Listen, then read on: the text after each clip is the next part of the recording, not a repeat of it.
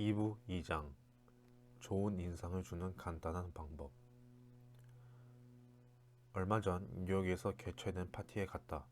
손님 중 하나는 유산을 상속받은 여성이었는데 누구에게나 좋은 인상을 남기려 열심이었다. 그녀는 흑단비, 모피, 다이아몬드, 진주를 사는데 얼마 되지도 않는 부모의 유산을 아끼지 않고 썼다. 하지만 자신의 얼굴에는 전혀 신경 쓰지 않았다. 그 얼굴은 심술과 이기심이 덕지덕지 붙어 있었다. 그녀는 모든 사람들이 알고 있는 진실을 깨닫지 못하고 있었다. 사람의 얼굴 표정은 그가 입고 있는 옷보다 훨씬 중요하다는 사실이다. 찰스 슈와브는 자신의 미소가 100만 달러의 가치가 있다고 내게 말한 적이 있다. 그는 앞서 말한 진실을 알고 있었을 것이다. 그의 성품, 그의 매력, 다른 사람들로 하여금 그를 좋아할 수밖에 없게 만드는 능력이야말로 그가 엄청난 성공을 거둘 수 있었던 원인이었고, 게다가 그의 성품 중에서도 다른 사람을 가장 기분 좋게 만들어 주었던 것이 바로 그 매력적인 미소였기 때문이다. 한 번은 프랑스 가수 및 영화배우 모리스 슈발리에와 오후를 보낸 적이 있다. 솔직히 나는 실망했다. 무뚝뚝하고 말수가 적은 그는 내가 생각했던 사람이 전혀 아니었다. 하지만 그가 미소를 짓자 모든 게 달라졌다. 마치 구름을 뚫고 햇빛이 비치는 것 같았다. 그 미소가 아니었다면 모리스 슈발리에는 파리에서 아버지와 형의 직업을 따라 여전히 수납장이나 만들고 있었을 것이다. 말보다는 행동이 중요하다. 미소는 이렇게 말한다. 당신이 좋아요. 당신은 나를 행복하게 해줘요. 당신을 보게 되어 정말 좋아요. 그래서 개들이 인기가 있는 것이다. 개들은 우리를 보고 기쁨을 참지 못해 펄쩍펄쩍 뛰어다닌다. 당연히 우리는 그런 개들을 보고 기분이 좋아질 수밖에 없다. 진심에서 우러나오지 않는 가식적인 미소라고? 아니다. 그런 미소는 아무도 속일 수 없다. 우리는 그런 웃음이 기계적인 웃음이란 걸 쉽게 알아채고 싫어한다. 내가 말하고자 하는 것은 진짜 미소, 마음을 따뜻하게 만들어주는 미소, 마음에서 우러나오는 미소, 훌륭한 가치를 가지는 미소이다.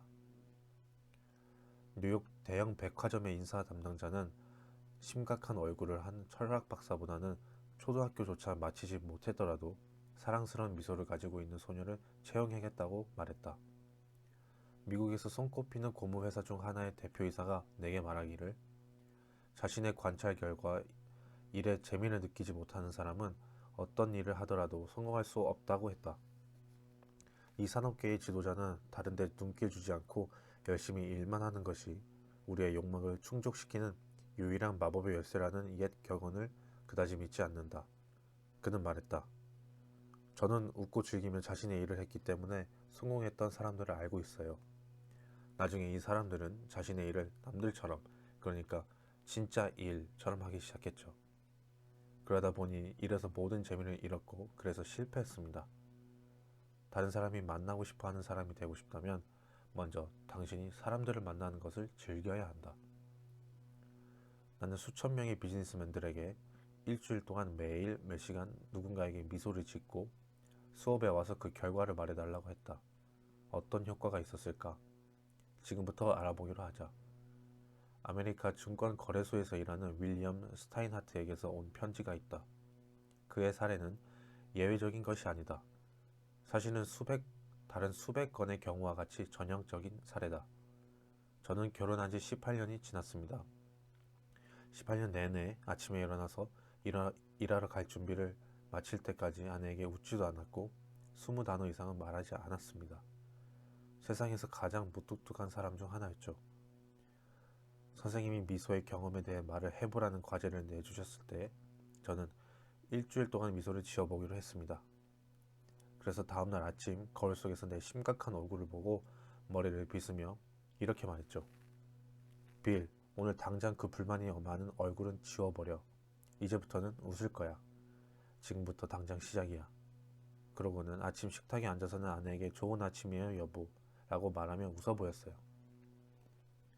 선생님은 그 사람이 놀랄 수도 있다고 미리 경고하셨죠.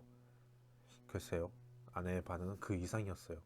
그녀는 당황하고 충격을 받은 것처럼 보였어요. 저는 아내에게 앞으로는 이런 일이 일상이 될 거라고 이야기했고, 지금까지 2달 동안 매일 아침마다 약속을 지켜오고 있어요. 그 2달 동안 제 변한 태도는 지난 한 해보다도 훨씬 더 많은 행복을 가져다 주었어요. 출근길에는 아파트의 엘리베이터 보이에게 좋은 아침이라고 인사하죠. 물론 미소를 지으면서요. 도어맨에게도 미소를 띠며 인사를 해요. 지하철 부스에서 잔돈을 받을 때도 출납원에게 미소를 짓습니다. 증권 거래소에서도 최근까지 제가 웃는 걸 한 번도 못 본 사람들에게 미소를 보내요. 얼마 안 가서 모든 사람들이 제 미소를 받고 다시 제게 미소를 돌려준다는 걸 발견했습니다. 저는 불평, 불만이 있어 저를 찾아온 사람들에게도 유쾌하게 대해요. 미소를 띤 제 이야기를 들어주면 일이 훨씬 쉽게 풀리더라고요. 미소가 매일같이 많은 돈을 벌어준다는 사실을 알게 되었죠. 저는 다른 중개인 한 명과 사무실을 같이 쓰고 있습니다. 그중 개인의 직원 중 호감이 가는 젊은이가 하나 있습니다. 저는 미소를 지어 얻은 결과에 고무된 나머지 그 젊은 친구에게 얼마 전 인간 관계에 대해 제가 갖게 된 새로운 철학을 들려주었습니다. 그러자 그 친구도 솔직히 털어놓더군요. 제가 처음 사무실에 왔을 때 제가 끔찍한 불평꾼이라고 생각했다는 거죠. 최근에야 그 친구는 생각을 바꾸었대요. 그 친구 말에 따르면 제가 미소를 지을 땐 인간적으로 보인다는 겁니다. 저는 비판도 그만두기로 했습니다. 이젠 비판 대신 인정과 칭찬을 해주죠. 저는 제가 원하는 게 무엇인지도 말하지 않아요. 이젠 다른 사람의 관점을 알아내려고 노력하죠. 이런 것들이 저의 삶을 진정으로 바꿔놓았습니다. 저는 전혀 다른 사람, 행복한 사람, 부자가 되었어요. 우정과 행복이 많은 부자죠. 세상에서 가장 중요한 것들을 다 가지고 있는 셈이죠. 이 편지를 쓴 사람이 지적 수준이 높고 세상인의 밝은 증권 거래인이라는 사실을 기억하라. 그는 뉴욕의 증권 거래소에서 자신의 이익을 위해 주식을 사고 팔며 살아가는 사람이다. 워낙 힘든 일이라 100명 중 99명은 실패하는 일이다. 웃고 싶지 않다고? 그렇다면 어떻게 해야 할까? 2가지가 있다. 첫째, 억지로라도 웃어라. 혼자 있다면 휘파람을 불든가 콧노래 아니면 노래라도 불러라. 둘째, 이미 행복한 사람인 척 굴어라. 그러면 행복해질 수 있다. 지금은 고인이 된 하버드 대학의 윌리엄 제임스 교수는 다음과 같이 썼다. 행동이 감정을 따르는 것 같지만 사실 행동과 감정은 같이 간다. 따라서 자신의 의지로 통제할 수 있는 행동을 조절하면 직접적인 통제가 불가능한 감정도 간접적으로 통제할 수 있게 된다. 따라서 즐거움을 잃었다면 자발적인 즐거움으로 가는 최고의 길은 즐거운 자세를 가지고 이미 즐거운 사람처럼 행동하고 말하는 것이다. 세상 모든 사람들은 행복을 추구한다. 그런데 행복을 찾는 확실한 방법이 하나 있다. 당신의 생각을 통제하면 된다. 행복은 외적 상황에 달려있지 않다. 행복은 내적 조건에 달려있다.